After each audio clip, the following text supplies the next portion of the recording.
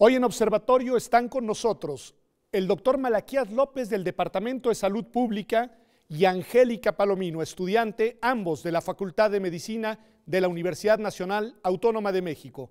Hablaremos de un tema que seguramente le preocupa y le interesa, el Zika. ¿Qué está pasando con este nuevo problema de salud que al parecer se expande por nuestro continente? Acompáñenos.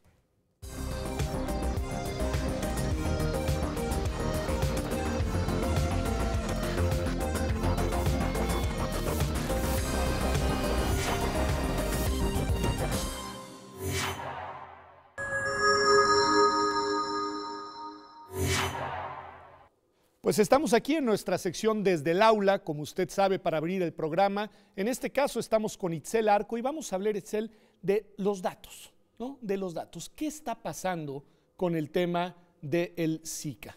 ¿Qué sucedió? ¿Cómo nos enteramos? ¿Cómo ha crecido?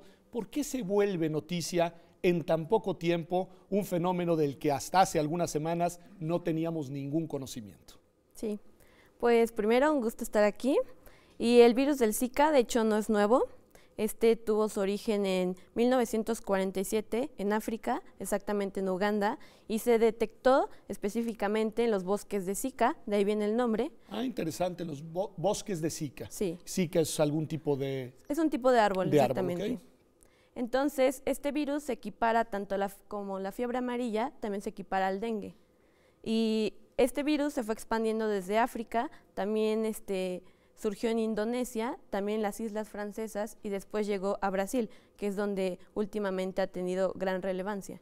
Ok, ¿y por qué, digamos, en pocas semanas se ha vuelto eso? Tú dices, ha tenido gran relevancia desde que llega a Brasil.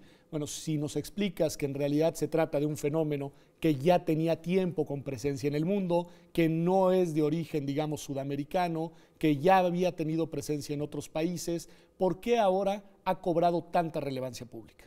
Ha cobrado relevancia precisamente porque a raíz de que se detectó este virus han surgido más casos de microcefalia, es decir, que los niños que nacen ahora nacen con un cráneo más pequeño. Normalmente el cráneo de los niños normales, por así decirlo, es de alrededor de 37 centímetros y los niños con microcefalia, su cráneo es alrededor de 33 centímetros o menos. Y se ha hecho esta, digamos, conjetura de que existe una relación causal entre el piquete del mosquito, el desarrollo del virus y este problema. ¿Pero eso está probado?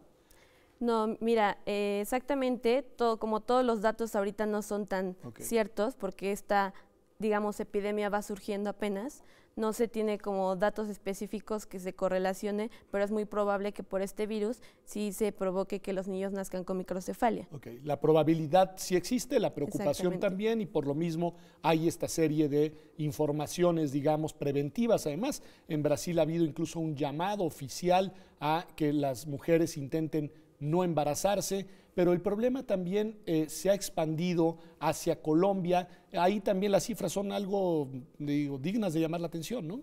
Sí, exactamente.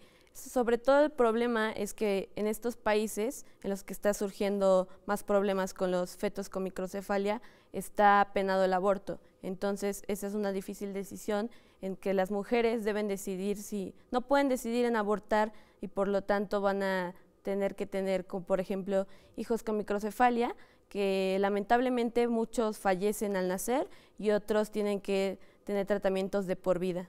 Me interesa mucho tu opinión sobre este tema que tú misma traes a la mesa. Es decir, aquí pareciera que hay un encontronazo entre dos concepciones y dos tipos de legislaciones.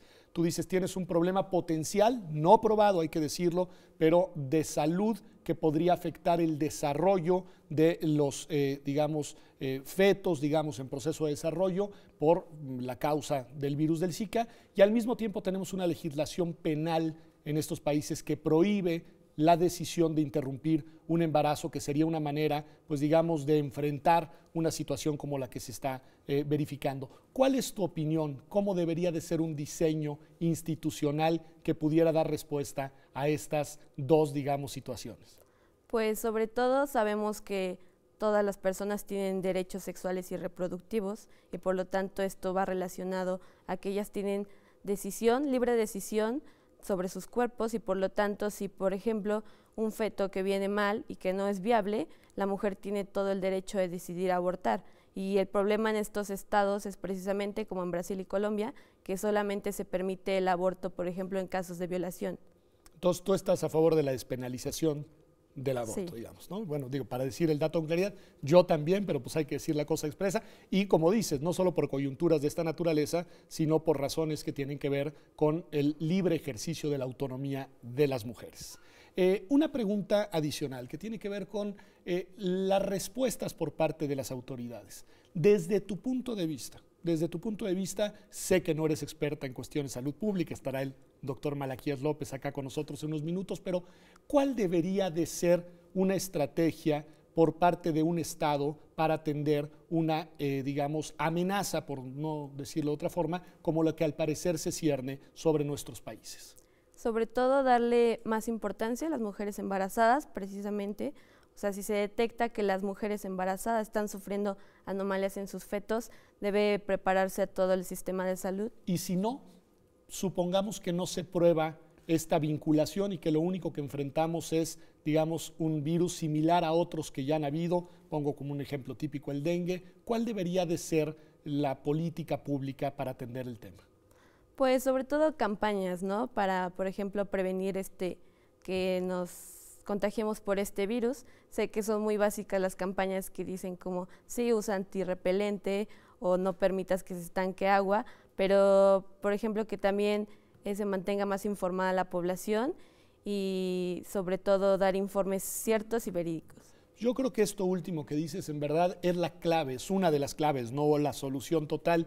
La información veraz, la información clara, sin alarmismos, la información que nos permita tomar acciones y también, digamos, prever consecuencias de ciertas decisiones. Yo creo que esa es una de las variables fundamentales y esa es la finalidad de este programa el día de hoy de Observatorio. Hoy hemos elegido este tema para hablar con usted, un tema que tiene mucho más que ver con una versión, digamos, informativa que con una reflexión deliberativa, porque vamos a hablar del Zika no para polemizar alrededor del mismo, sino para intentar comprender qué es en realidad lo que está sucediendo. Vamos a un corte, gracias por acompañarnos y regresamos a nuestro análisis en perspectiva.